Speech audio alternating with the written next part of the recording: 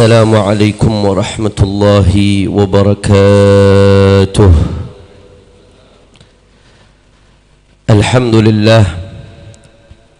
الحمد لله رب العالمين، وبه نستعين على أمور الدنيا والدين. اللهم فصل وسلم وبارك وكرم ومجد وعظم على سيدنا وحبيبنا وشفيعنا ونور قلوبنا محمد الفاتح لما أغلق والخاتم لما سبق، ناصر الحق بالحق والهادي إلى الصراط المستقيم، وعلى آله وصحبه حق قدره ومقداره العظيم. يا فتاح يا عليم. أما بعد. Para habaib, para alim ulama, para asatidz, para kiai, para sesepuh, para tokoh masyarakat, wabil khusus Sayyidul Walid Syekhina Al-Habib Abdurrahman ibn Syekh bin Salim Al-Attas. Juga hadir di tengah-tengah kita orang tua kita Dr.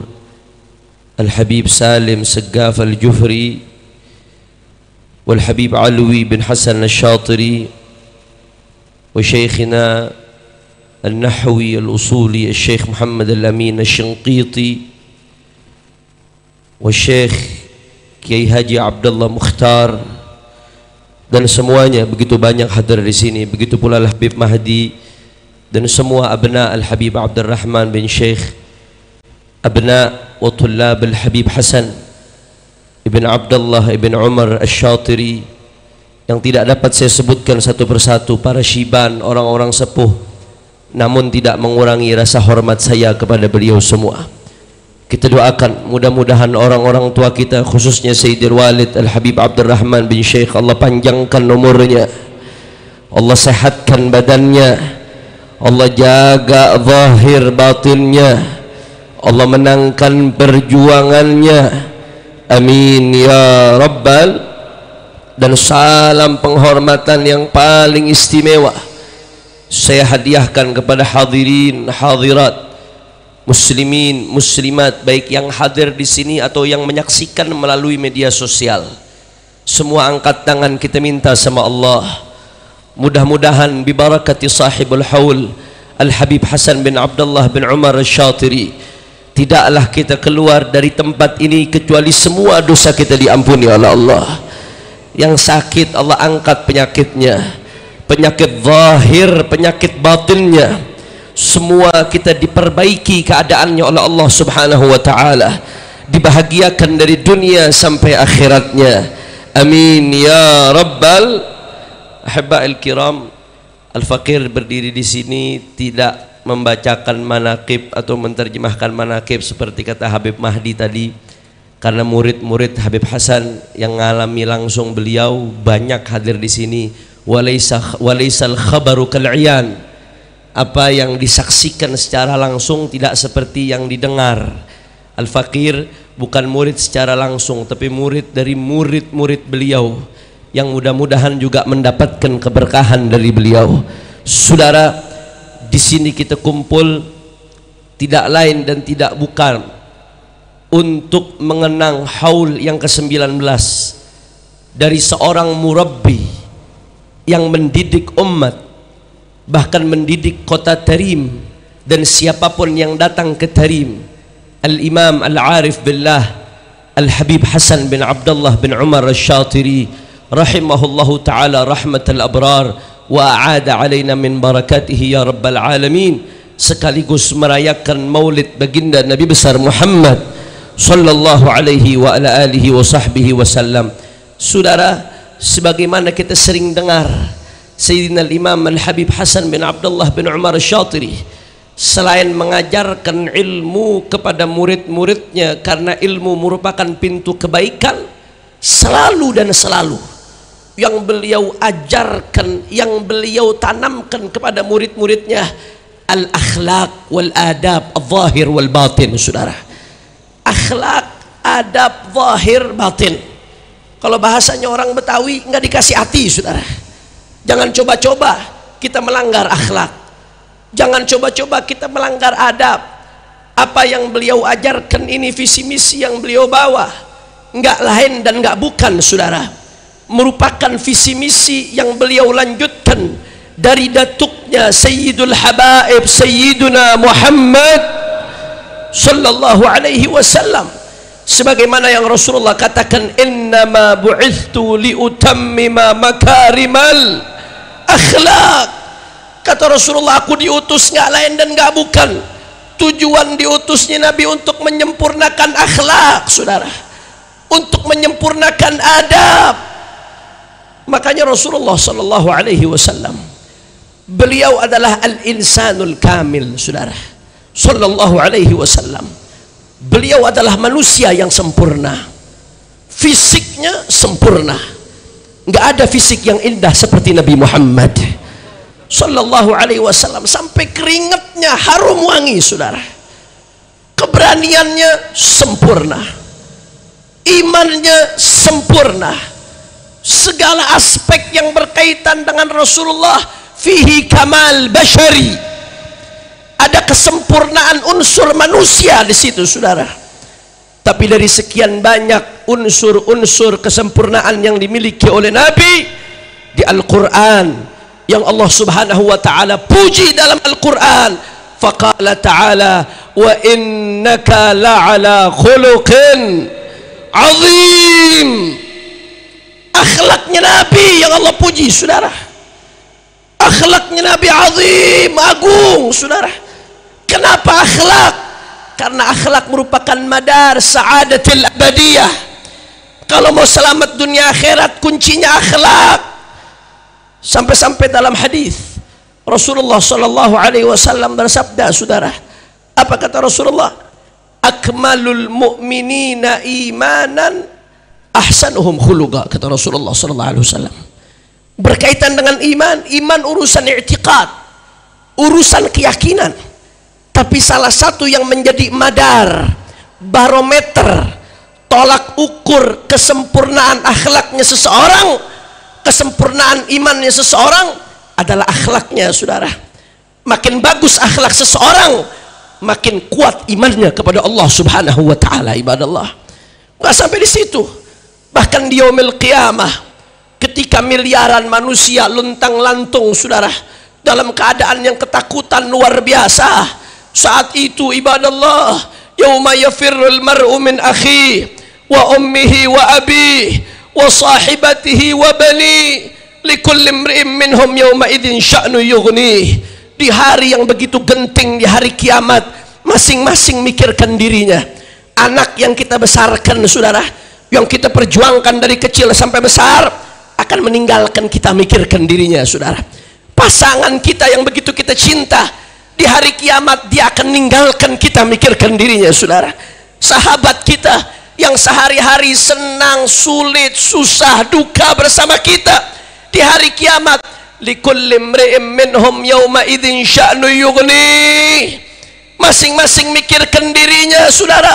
Maka di hari yang begitu genting, yang bisa selamat siapa? Adalah yang paling dekat dengan baginda Nabi besar Muhammad, yang punya akses ke Rasulullah. Siapa yang punya akses ke Rasulullah? Di dalam hadis Rasulullah sallallahu alaihi wasallam mengatakan, inna min ahabbikum ilayya wa aqrabikum minni majlisan yaumal qiyamah ahasinukum akhlaqa. Yang paling aku cintai, kata Rasulullah, kekasihnya Rasulullah, kesayangannya Rasulullah, dan yang paling penting, aqrabukum minni majlisan yaumal qiyamah, yang nanti di hari kiamat ketika orang-orang takut, dia paling dekat sama Rasulullah. Siapa yang paling bagus akhlaknya, yang niru baginda Nabi Muhammad sallallahu alaihi wasallam. Makanya al-akhlak, al-akhlak, dalam riwayat lain disebutkan, su'ul khuluq yufsidul amal kama yufsidul khallul asal. Saudara, yang namanya madu, semanis apapun madu, semahal apapun madu saudara, mau namanya malaki kayak apa kak namanya saudara, tapi kalau sudah dicampur sama cuka, rusak saudara. Amal bagus, salatnya bagus, tahajudnya bagus, zikirnya bagus, tapi akhlaknya buruk, nggak ada akhlak kepada orang tua, nggak ada akhlak kepada guru, nggak ada akhlak sama muslim, nggak ada akhlak sesama makhluknya Allah subhanahu wa ta'ala.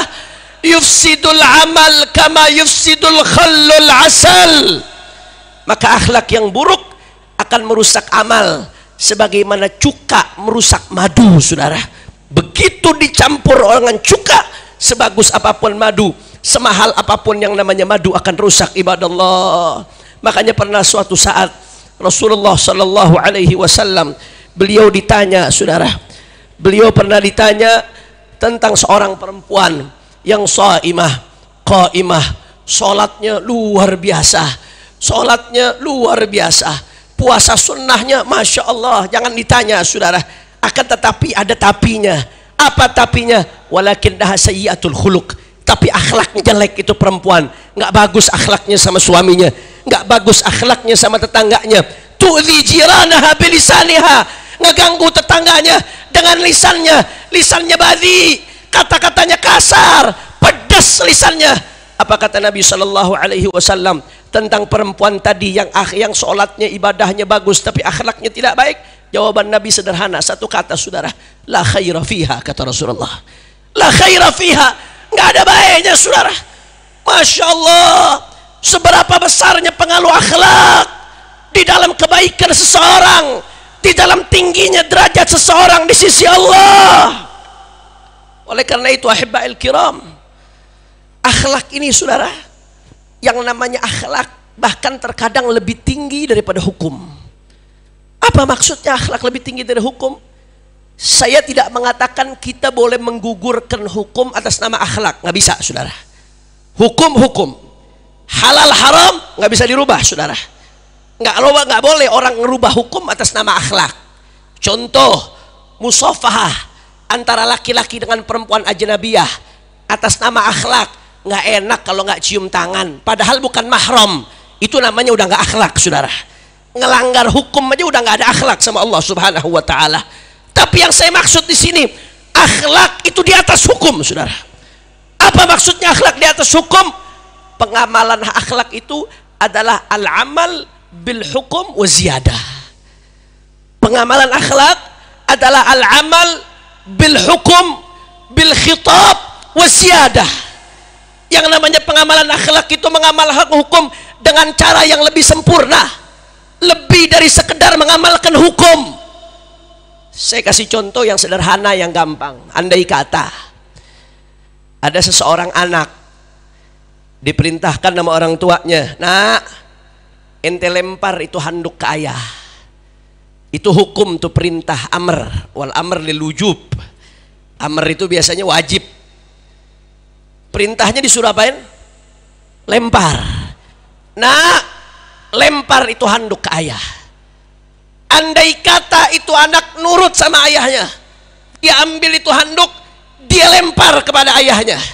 Saya mau tanya, secara hukum dia sudah jalankan hukum atau belum? Sudah. Secara hukum sudah jalankan hukum. Tapi saya mau tanya, secara akhlak bagus apa kagak? Enggak, saudara. Walaupun udah jalanin hukum, tapi secara akhlak nol, saudara. Tapi sebaliknya, andai kata diperintahkan sama ayahnya, nak, coba lempar handuk kasih ke ayah. Akhirnya begitu diperintahkan seperti itu, dia ambil itu handuk, dia nggak lempar. Perintahnya lempar, tapi dia nggak lempar. Dia ambil itu handuk, saudara, dia jalan, dia samperin ayahnya, dia kasih handuknya, saudara. Secara hukum dia sudah jalankan perintah, karena maksudnya bukan lempar, tapi maksudnya yang penting bagaimana caranya itu handuk sampai, saudara. Tapi dia jalankan perintah, bukan sekedar menjalankan perintah, akan tetapi dia menjalankan perintah dengan akhlak, saudara. Alhamdulillah. Wah, sampai di situ. Saya kasih contoh lagi yang sederhana secara fikih. Wah, ma'ana fuqaha di sini, saudara, luar biasa. Secara fikih, yang namanya aurat laki-laki dalam sholat adalah ma baina surrah war rukbah, antara pusar sama dengkul, saudara. Andai kata ada orang jadi imam di masjid fikih, sholat di masjid jame jadi imam, cuma pakai sarung doang dari atas pusar sampai ke bawah dengkul sedikit. atasnya telanjang dada, saudara. Saya mau tanya, secara hukum sah atau tidak? Sah. Tapi secara akhlak bisa dibilang gila imamnya, saudara. Padahal sah, nggak ada yang salah secara hukum. Secara hukum sah, tapi secara akhlak nol, hancur jadinya, saudara. Tapi andai kata ketika dia sholat bukan sekedar nutup aurat, dia pakai pakaian yang terbaik yang dia punya, dia pakai wewangian, saudara, kemudian dia pakai siwak, dia jaga semua adabnya, dia jaga semua akhlaknya, maka ketika dia menjalankan itu bukan sekedar dia menjalankan perintah, tapi menjalankan perintah waziyadah dengan cara yang lebih sempurna, saudara. Allahumma shalli ala Muhammad, Allahumma shalli ala Muhammad. Contoh lagi, ketika ada anak laki-laki, yang namanya pernikahan rukunnya sederhana, harus ada dua wali, ada zauj wa zaujah, kemudian ada dua saksi, ada zauj wa zaujah, kemudian ada wali, selesai. Kalau syaratnya terpenuhi, nikahnya sah atau tidak? Sah. Nggak ada syarat laki-laki nikah harus ridho bapak ibunya, saudara. Nggak ada. Nggak ada syarat laki-laki nikah harus hadir orang tuanya, ibu bapaknya. Nggak ada, saudara. Andai kata ada anak laki-laki dari kecil dikandung oleh ibunya, disusui, dibesarkan, kemudian begitu besar disekolahin, begitu gede mau nikah, mau kawin, nggak pakai ngabarin ibunya, nggak pakai ngabarin bapaknya, langsung nikah saja, rukunnya terpenuhi, syaratnya terpenuhi. Secara hukum nikahnya sah atau tidak? Sah. Tapi ada akhlak atau tidak? Nggak ada, saudara. Nikahnya secara hukum sah, tapi bisa jadi dia gara-gara nikahnya mendapatkan murka Allah subhanahu wa ta'ala, saudara. Kenapa? Karena dia tidak memperhatikan akhlak. Bagaimana mungkin dari kecil dibesarkan oleh orang tuanya, dibesarkan begitu besar, ingin nikah, tidak diberi kabar orang tuanya, sakit hati orang tuanya, saudara. Walaupun menjalankan hukum, tapi nggak pakai akhlak, saudara, hancur itu yang namanya hukum, ibadallah. Saudara, luar biasa. Ini yang namanya akhlak, luar biasa. Makanya guru-guru kita, Sayyidil Habib Abdurrahman bin Syekh Al-Attas, ketika mendirikan Mashhad, pondok pesantren Mashhad Nur, apa motonya, visi misinya? Litarbiyatil akhlak wal adab, saudara. Untuk didik akhlak dan adab. Kalau bicara ilmu yang pintar banyak, kalau bicara ahli baca kitab banyak yang pintar baca kitab, saudara. Bicara ahli fikih banyak, bicara Ibn Hajar war-Ramli banyak. Tapi nahtad bukan cuma sekedar alim, saudara, bukan sekedar punya ilmu.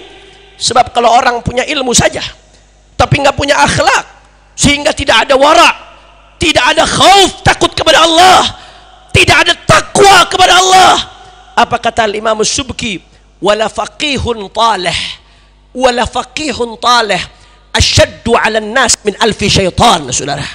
Satu orang yang faqih, ahli fiqih, ahli hukum, tapi talih, bejat, tidak punya akhlak, itu jauh lebih bahaya daripada 1000 setan, saudara. Kenapa? Karena kalau setan tampil dengan gambaran setan, dengan suratul syaitan, tapi seorang faqih, seorang alim, yang dia lihat sama manusia ilmunya, yang dia lihat pakaiannya, yang dia lihat imamahnya, padahal pikirannya pikiran syaitan, perbuatannya perbuatan syaitan, maka lebih bisa menipu. Wala faqihun talih asyaddu 'alan nas min alfi syaitan, ibadallah. Oleh karena itu, saudara, Habiban al-Mahbub al-Arif billah al-Imam al-Habib Hasan bin Abdullah bin Umar al-Syatiri, sebagaimana kami selalu dengar, saudara, selalu yang beliau tekankan, akhlak, akhlak, akhlak, adab, adab, adab. Muridnya nggak dikasih kesempatan buat kibir, saudara, nggak dikasih kesempatan buat sombong, nggak dikasih kesempatan buat hubbus syuhrah, buat cinta popularitas, nggak dikasih kesempatan untuk, saudara, menjadikan ilmunya tujuan dunia. Yang dididik akhlak zahiran wa batinan.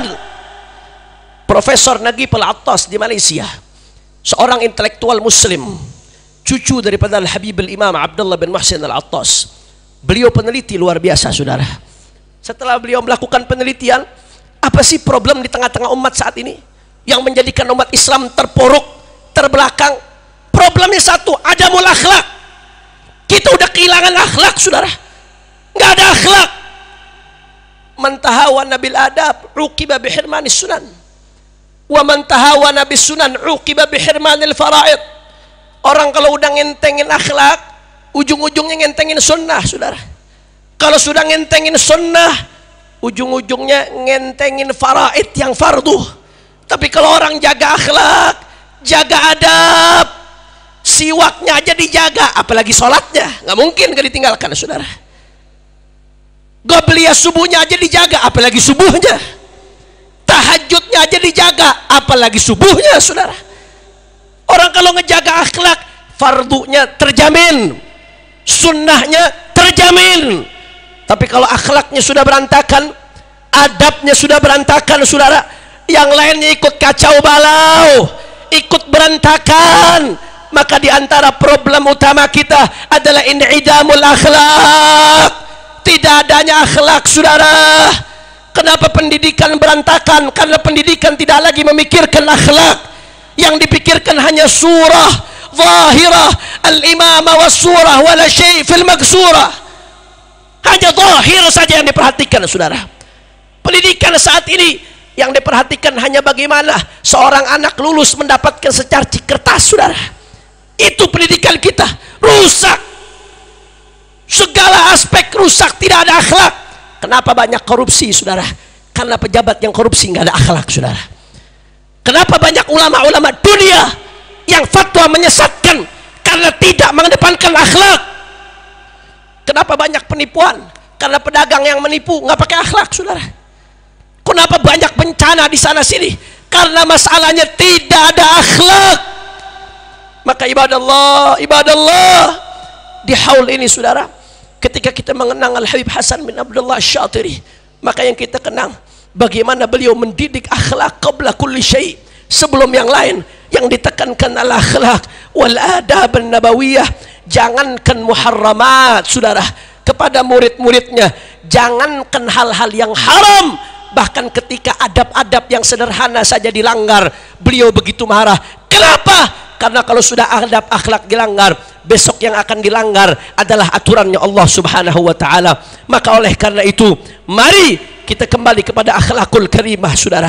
Mari kita kembali kepada apa yang dibawa oleh Rasulullah sallallahu alaihi wa alihi wasallam.